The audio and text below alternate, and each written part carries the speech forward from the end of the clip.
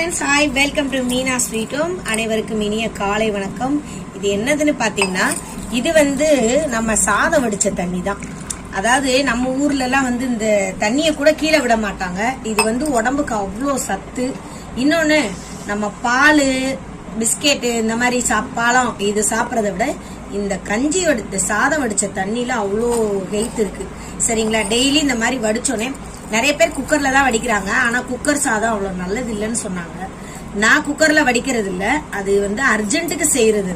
அதனால இது நாங்க எப்பயும் டெய்லி சாதம் வடிச்சுதான் செய்வோம். பாருங்க எவ்வளவு திக்கா இருக்குன்னு. அந்த சாதத்துல உள்ள ஃபுல் எனர்ஜி இதுலதான் இருக்கும், அரிசியில உள்ளது. பொதுவாவே அரிசி நல்லது, பட் ஆனா இந்த அரிசியில உள்ள வடிச்ச தண்ணியே ரொம்ப நல்லது. நான் ரொம்ப நேரம் வேக வச்சுட்டு, அதாவது ஊற வச்சுட்டு நான் வடிச்சிருக்கேன். இது நம்ம இப்படிதான் குடிக்கணும். அப்படியே குடிக்கலாம், எதுவும் போடாதீங்க. எப்பவுமே கஞ்சி தண்ணி நீங்க அப்படியே குடிச்சா உடம்புக்கு நல்லது. ஓகேவா? ஓகே ஃப்ரெண்ட்ஸ், அடுத்த